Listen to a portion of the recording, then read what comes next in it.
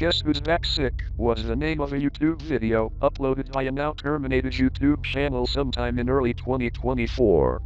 Due to the channel's relative obscurity compared to other videos on the platform as well as the user's termination, any and all surviving content related to said channel aside from Guess Who's Back has been lost. Thankfully, an anonymous user managed to recover said video through a random download and will be provided below. The video starts with a Windows Movie Maker slide with white text against a blue background. The music in the background is described as the song Paralyzer by Finger 11, though very muffled.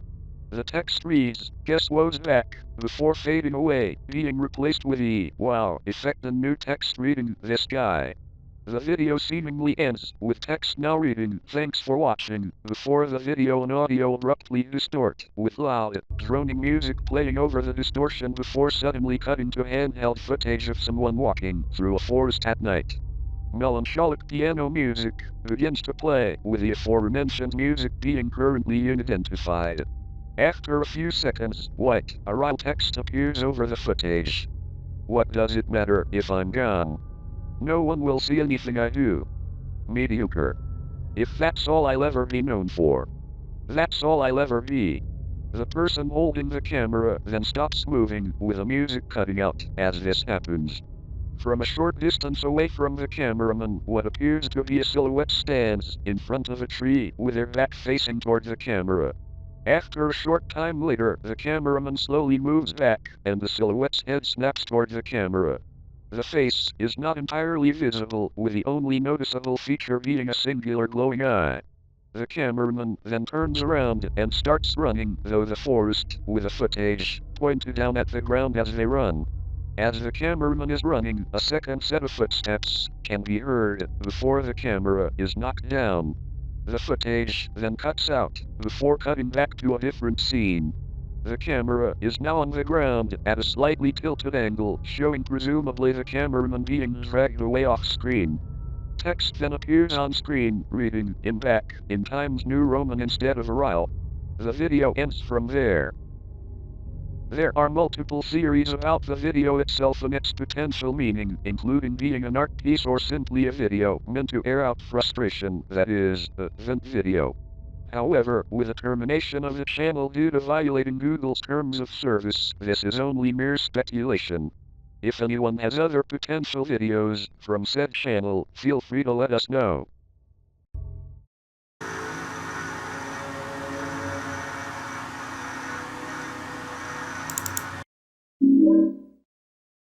I remember the early days of YouTube. Those were the good old days. I was into web shows on YouTube that revolved around video games. One of my favorites was a series called Remember This Game, about obscure games, narrated by YouTube user JHF Kiltron, who unfortunately deleted his channel. In October, he made an episode revolving around a banned computer game called Venting. The game featured a lot of disturbing content and has since been banned. While I can't bring you the original video, I can give you a transcript. Hello. This is your video game wizard, here once again. Back in 2004, I was really into downloadable online games. There were many to pick from. Some I remember, some I don't. One that I will never forget is Venting. At first, I never played it. The website I downloaded it from was very generic and didn't give off the sense of a fun game. Then a friend of mine who had played the game told me not to play it and that it was the most frightening game he's ever played. I became curious and decided to download the game, despite my friend's advice. Apparently, it came with backgrounds you could put on your computer. I'll get into that in a few minutes. It turned out to be a first-person shooter. There were a lot of fun ones back in those days. The gameplay itself was not all that fun and extremely generic. It didn't look like the developers put much effort into the game. It consisted of 12 levels, and all of them were basically the same level design. The environment was non-existent. The ground was in a 360-degree flat landscape, with no textures. The sky was a light yellowish gray. The enemies were non-threatening and didn't do anything. They just stood there without any movement whatsoever, with the exception of occasional head turns. They were all the same 3D character model just copied and pasted into the level. Each level had a different 3D model and you were supposed to shoot them. Compared to modern violent games like San Andreas and Resident Evil 4, the game wasn't as graphic, but it lacked any of the multiple objectives like in those games. You shoot the characters and they just fall down as a little blood squirts, and the only objective to the whole game is to shoot people and nothing else.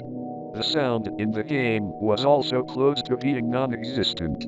The only sound in the whole game is the song for release being played on a synthesizer over and over again. I was about to stop playing the game after the first level, but then I realized the whole point of it was to kill a certain number of people. After killing all the copy and paste characters in the first level, you would be given a free computer background. A screen came up that read, "You killed 57 people. Click here for your free background." I clicked the button for the background and was horrified to see what it was, a photo of a dead teenage boy laying in a grass field near a park bench. His body had 4 bullet holes in it. The creepy thing was that the boy looked like the character model in the first level. The character model for the second level was an older bald man. After beating the level, you are given another background. This time, it was a photo of a dead bald man who looks like the character model in the second level. He also appeared to have bullet holes in him. His body was lying in a swimming pool. I wanted to stop, but it felt like something was making me continue. I felt like I was uncovering some kind of murder mystery. After beating all 12 levels, I was introduced with the only cutscene in the whole game. We see the landscape of dead bodies, then we finally see the character you play as.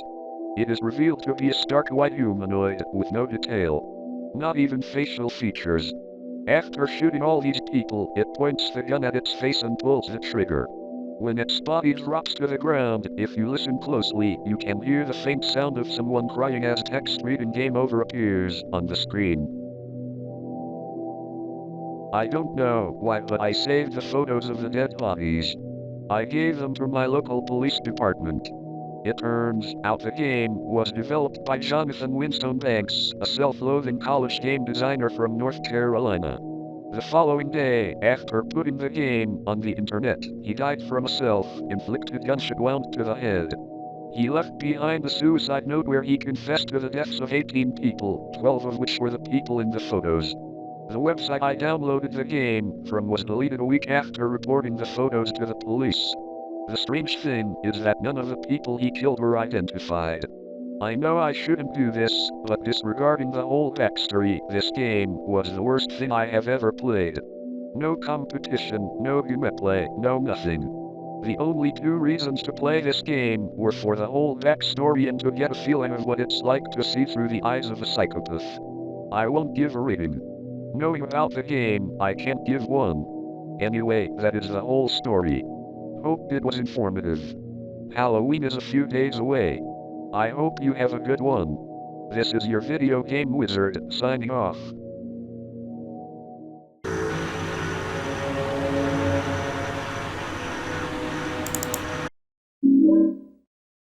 Craftholma.bg was a small Bulgarian fan forum dedicated to Minecraft, active around 2010 to 2012, right around the alpha stages of the game. It was hosted using a free HTTP-based service with minimal moderation and a user base consisting of maybe 10 dozen active members. Most content revolved around seed sharing, modding, and texture packs. Sometime in early 2011, a thread appeared in one of the sections. Mod Void C_003.jar. I stumbled upon a strange mod from an old Russian site. Has anyone heard of it or know what it does? The post itself read as follows, translated to English. Good evening. I found this mod from an old and unstable Russian site while searching for alpha mods. It's called Void C_003.jar. No other details, just one instruction, plain survival. No cheats. No creative. Must use headphones. It launches without the menu. Just puts you directly in the world. From what I've managed to gather in my extremely short playthrough, if you stand long enough, you can hear a faint audible breathing. Not from mobs, but from the ground. I don't know anything more than that. I was too creeped out to keep going. He attached the jar file on a single, corrupted screenshot titled uninvited.jpg. The image didn't open properly for most users. It was mostly gray static, broken pixels, and a thick horizontal smear of pure black near the bottom. The image and the jar file have both since been lost. The post stayed up for only about 6 hours. In that time, it received less than a dozen replies. Most were confused, skeptical, or assumed it was a troll mod, as was common back then. But a few users did report playing it. Their usernames and the corresponding replies have been purged, but fragments survived and quotes reposted by a former moderator who archived some of the forum threads in a personal blog in 2013. The most disturbing reply came from a user with a handle Lincoln. I tried the mod. I wish I hadn't. There was no sun. The lighting was wrong. There was only night and no day. I swear that entity was watching me from every direction. It won't stop stalking me. After I came in contact with it in one of the caves, my computer crashed and is now invisible. I am currently typing this on my father's laptop. If you come across this mod, for fuck's sake, do not play or download it. Another user, Ta_Lines, claimed that upon loading the mod, his Minecraft directory began creating folders, titled in hexadecimal strings. Inside one was a plain txt file that read only, "Your seed was accepted." Within 6 hours, the thread was deleted and the uploader's account was marked banned by request. According to backup logs from a user who scraped forum threads weekly, the entire mod section was deleted shortly after, with a single thread renamed before being purged. Some seeds should not be sown. The forum went offline permanently in March 2012. No official reason was given. The admin's last post simply read, "We cannot continue. The project has been purged. Goodbye." Some said the admin had been in a car accident weeks prior. He survived but allegedly killed a 20-year-old student. One theory suggested that, rather than face charges, he erased his digital presence and left the country, abandoning all prior projects. No official sources confirm this. Many of the members forgot about the virus, and things soon died down rather quickly. The mod became nothing but a set of conspiracy theories about its existence. That might have been the end of the story. Except for a video that surfaced months prior. In mid-2011, an anonymous user uploaded a 1-minute, 45-second clip to a now-defunct media hosting site, allegedly taken from a longer, 2 to 3 minute gameplay recording of voidc_003.jar. The file, called voidc_lastclip.mp4, was found via a dead mega upload mirror posted to a Hungarian Minecraft fan blog. Only the snippet survived. The video starts normally enough, a player running and jumping through a biome in the middle of the night. They come across an empty cave and begin placing torches as they mine coal. Then, about 30 seconds in, an odd, unexplainable sound plays.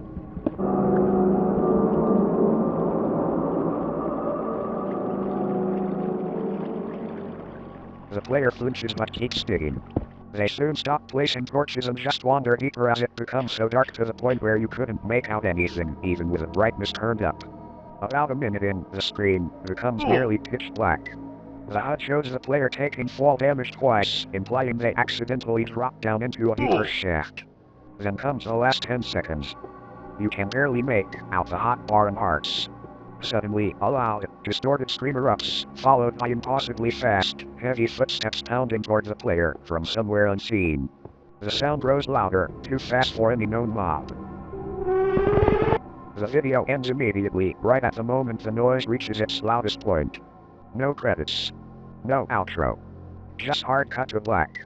That was the last confirmed trace of voidc_003.jar. No working copy has been found so far. And maybe it's for the best. Because if you ever do somehow find that jar file again, if you come across a copy in some sketchy old archive, deep in some forgotten forum, or buried in a zip file, don't run it.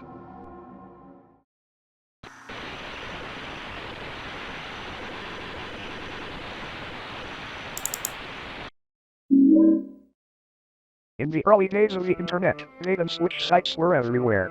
Some were more benign than just hosted a streamer, like the Scary Maze game, but some were definitely more scummy, that is, Women's Alliance.xyz, which was literally a bunch of gore videos, disguised as a feminist site. I was always a cautious kid on the internet, because of it.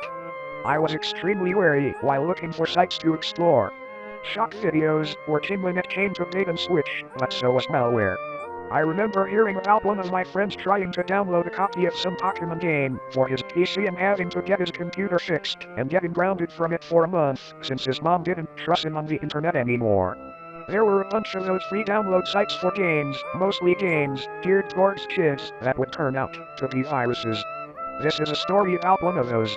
A scareware virus, specifically, called Suffer My Curse, came to a certain cat villager from Animal Crossing.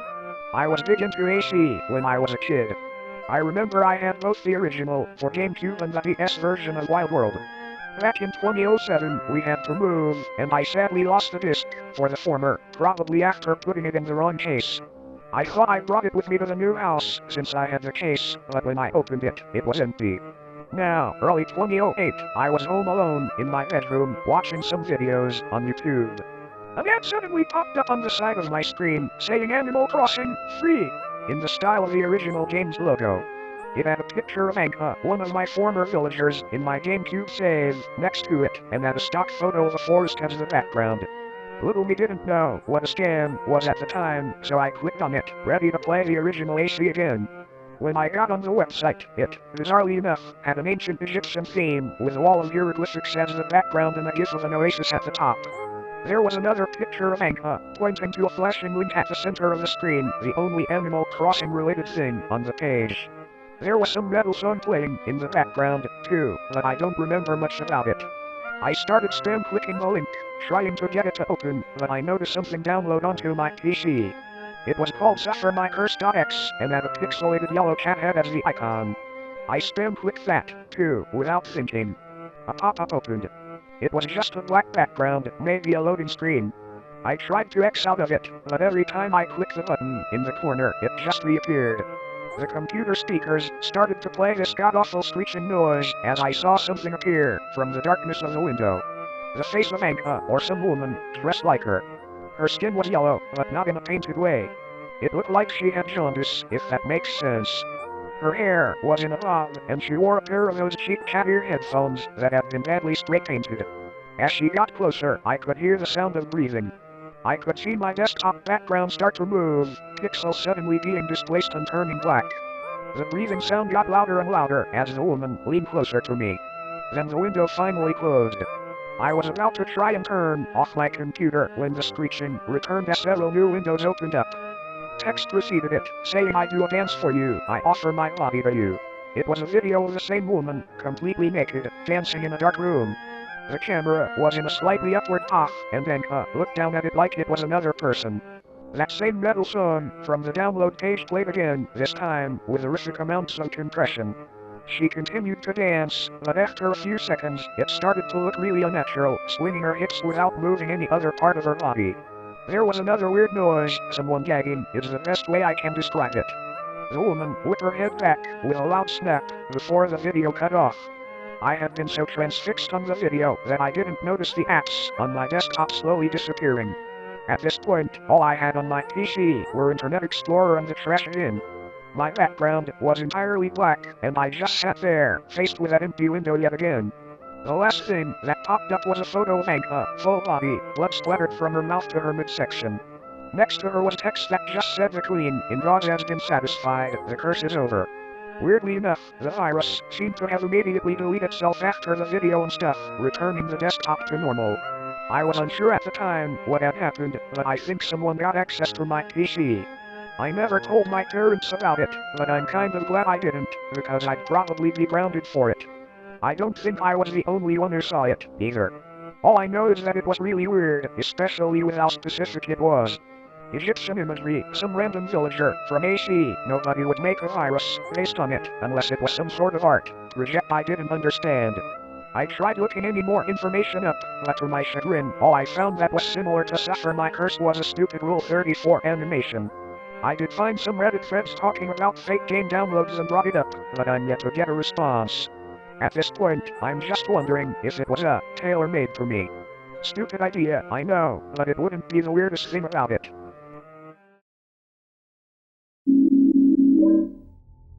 Suicide Mouse is one of Lost Media's most covered urban legends. While most older audiences recognize it as not much more than an internet campfire story, its legacy, age, and origin on the /X/award is enough to beg the question over what garnered the idea. The original story follows a simple concept for its time. Mickey walks for 9 minutes, impossible colors plague the visuals, and that prompts whoever watches it to kill themselves.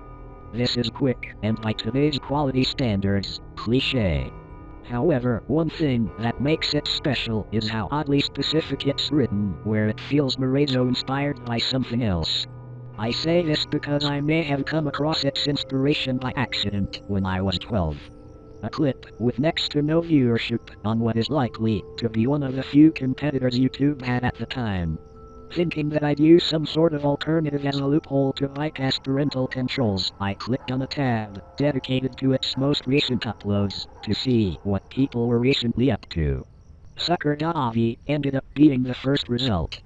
Uploaded 6 minutes before I visited the site. I don't know when it was taken off or where else it could be now, but I can safely say that I've already tried to search for the video's whereabouts. There are no forum posts, no articles, not a single trace of it left. This recount is all I can give. Coming in, there was no introduction or credits slide present. Just an instantly looping walk cycle that depicted a clay-sculpted mouse going on for about 15 seconds or so. It very clearly was not Mickey, sporting different clothing and a different design overall. The city background was constructed out of decorative cardboard boxes with intricate carvings. The only other visuals aside from the live-action ones were ordered text cards, mimicking the style of a silent film, but they were never told in the mouse's perspective. The walk cycle shifts, and we get our first text card. Same old cock and bull story. What followed was a scene switch from the walk cycle to a flashback. That same mouse from the previous scene was now short, stubby, and his snout was longer than it already was. This part portrayed him in a children's playground with a whole crowd's worth of glaring white, clay children egging him on as he repeatedly backhanded another kid within his grip. Just as he was about to sink another rough, dirty handprint into the defenseless kid's cheek, he paused. The surrounding group backed away and dashed off, and he let go before trudging down the woodchip-filled ground. Head slumping down and feet dragging like deadweight for the same amount of time as the beginning scene did. The mouse stopped within his tracks once another came into view in a flowery blouse and body around her neck. Her snout was elongated so much that it covered the smaller one with shade, just by standing underneath. Before leaping over to the next setting, the screen goes dark and in come the first assemblage of sounds aside from film reel flickering, steadily fading into audibility. Footsteps, a wooden chair being pulled, and the telephone being dialed and the call left unanswered. It recurred thrice, each sound but increasing in speed. The adolescent mouse begrudgingly steps into his home with a shaky grip around the doorframe. What was supposed to be his father sat on his couch, engulfed in the light from his television, with his head tilted backward and mouth hung open. Unlike the teacher from earlier, his snout reached over the coffee table that was less than a few feet away, littered with beer bottles. Poking and shaking him gave no reaction. Just a slight fall to his side upon being let go. There is a lone note on the coffee table, but it is left ignored. Another text card. Why the long face, kid? You can find less brash ways to fix yourself at any time. First step is to stop being a know-it-all like your folks. Jump cut back to the clay mouse walking into a cardboard box, labeled saloon in rushed, scratchy pen. He takes a seat at the bar side table, and a 40-ounce mug of beer is slid his way almost immediately as he sits down. Behind him are other mice playing pool, Texas Hold'em for cash, and even making out with each other in the room's corner. We're given a close-up of the now sweating mouse, staring at his beer mug, gently pushing it away and pulling it back toward him. Written pieces of paper pop up within the blink of an eye, ranging from "I'm not as drunk" to "I'm so drunk, I need." The mouse's head ticked and shuddered the more he sat idle, before he finally grabbed his alcohol and began force drinking all of it in one sitting. Looking back at those scenes during my first watch, I noticed that exactly half of those pop-ups prompted the mouse's face to stretch ever so slightly away from his skull. mainly on the notes referring to him not being an alcoholic mess. The third text card. Are you held by the twines of what could have been? Pinocchio? As soon as the mouse finished his draft, all of its foam sucked dry, he cocks his head to the right to see the hardly recognizable silhouette of another doe, until she makes her way inside, revealing herself in her entirety. Around the same black-white hue as the main character, except with a patterned skirt, and a necklace resembling the broken half of a house. We receive another flashback sequence of the main character as a child. Walking into his living room, with a television now stuck on dead air, his father still lies on his side, drooling a small pool from the cushions to the hardwood floor. Shutting off the TV, he shakes his father again, this time much harder, not even caring about getting himself hurt. Still no response. Sighing and pivoting himself away to go outside, the mouse caught a glimpse of the note he passed the night prior. It had very scratchy handwriting that was supposed to be in cursive, but the clearest word I could make out more than the others was entanglement. The young one attempted to make sense of what that could have meant, rereading the paper numerous times to no use. The fourth card showed up. They say his heart was halved that cold, fearless morning. Subsequently, as if the film forgot what its own style was meant to be, the colors changed from grayscale to full color, and the scene following was entirely audible.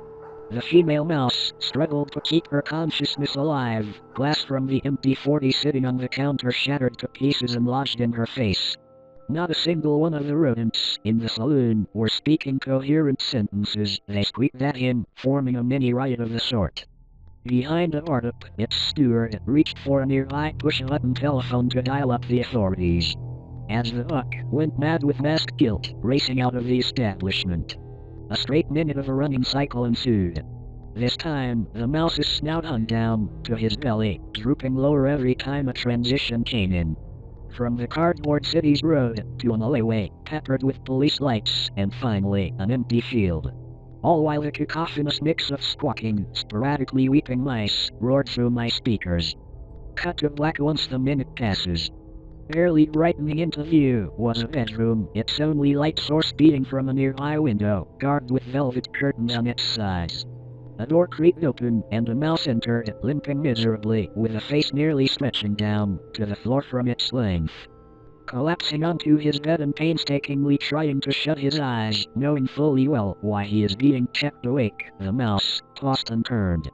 His sorry excuse for a muzzle flopped to and fro with every new position he had put himself in. A tiny sigh is heard, and the video would fade to black. Or at least it tried to. 5 seconds of nothing but darkness covered the screen, but then a bump immediately forced the scene to open back up. An elongated creak, forcing the buck to jolt awake.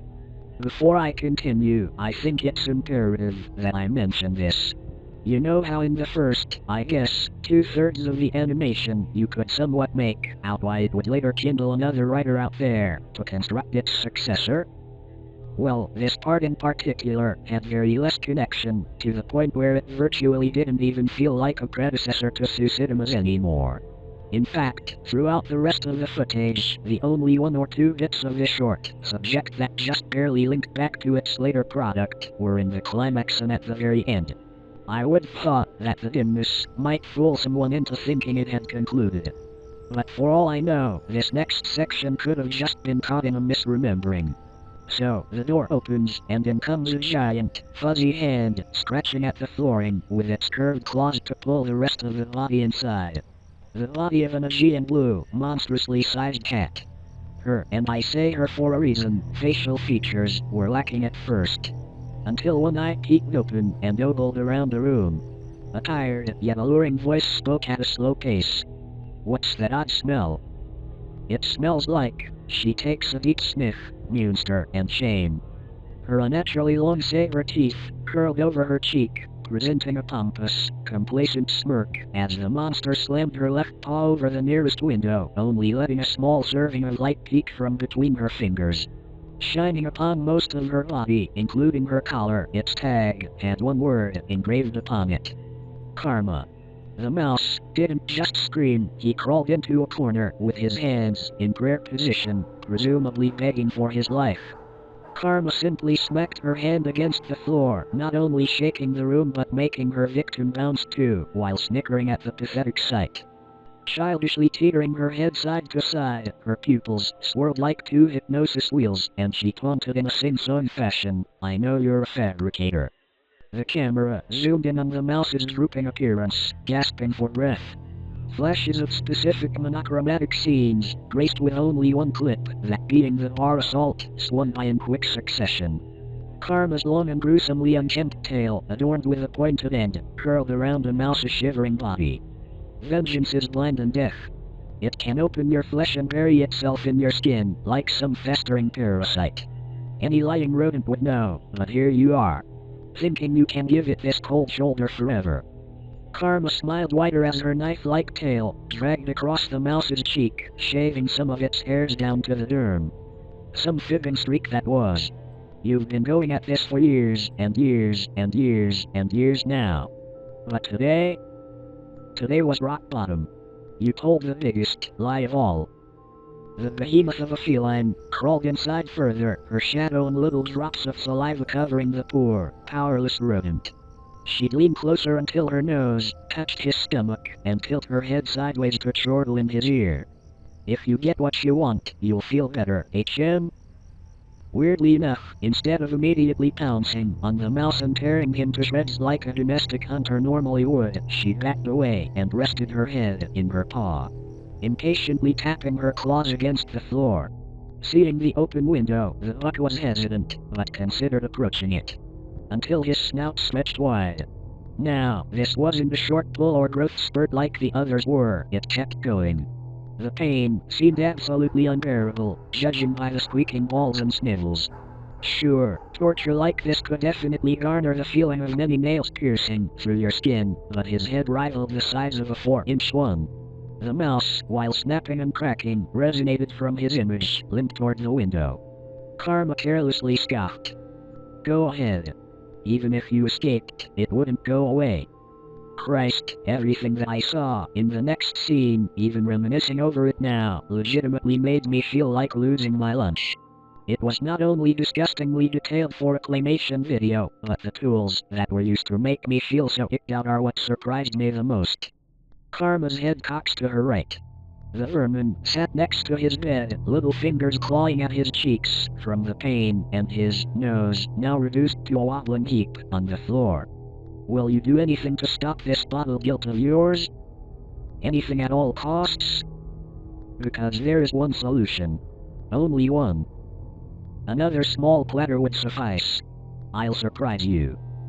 With hardly any warning given, Karma's jaw unhinges like a snake until her head hits the ceiling. The harsh bangs of a piano suddenly caught me by surprise, and her mouth would be exposed. What was inside made my stomach churn. There was so much, and I mean so much fucking teeth. Most of which weren't even where they were supposed to be lodged into. Some were long, some were rotten, some were bent up in weird, just plastic and gross shapes. Her tongue rolled out onto the floorboards, providing this weird red carpet to the back of her throat. I'm sure you can figure out what I mean when I say it wasn't at all clay constructed. Karma would maliciously squint at the dying rat, and those eyes swirled like before from when she came in. And without hesitation, her sufferer crawled on. Deeper and deeper into the abyssal passage that was her pharynx, unsure if he would be chewed up or swallowed. Not once was she seen shutting her mouth. Not even before the next cut, when the mouse woke up in a completely different location, his snout now back to the way it was. Not too short, but not too long either. Though still miserable as miserable can get.